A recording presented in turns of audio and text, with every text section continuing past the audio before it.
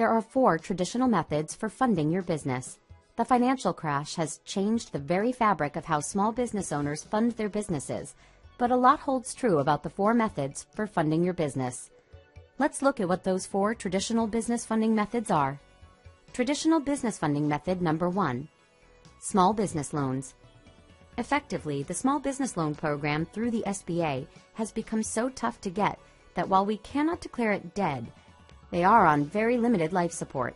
The SBA business loans have been replaced with a spectrum of business lending products, and the private sector has more than filled the void. Traditional business funding method number 2. Venture capital. Many business owners have the mistaken idea that venture capitalists will be interested in their business or idea. Venture capital typically starts at a $5 million and over. They invest in projects or businesses that can show a proven track record of success. Venture capital investments are seeking a 50 times return on their investment in a 3 to 5 year time span. Venture capitalists tend to work on a referral basis only. They invest in very niche areas, such as new technology, manufacturing, or biotech. Venture capitalists normally want a controlling share of the companies in which they invest. Traditional business funding method number 3. Angel investors. These tend to be private individuals or investors groups who want to invest their money into businesses that have the potential to make at least 10 times returns.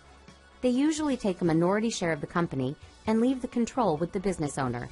Angel investors typically invest close to home and in business markets that they know very well and have contacts in that can help grow the business.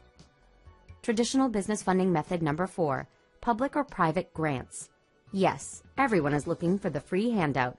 The truth is, it simply does not exist for the average business owner. Qualifications for grants are very strict, and mostly for goods, services, or research that falls under the public interest domain. They are hard to find, they have a long, very involved application process, and very few are approved. The good news is that when you complete the business finance pre-qualification test, you will know which business funding programs are available to you right now, and what steps you need to take to pre-qualify for more in the near future.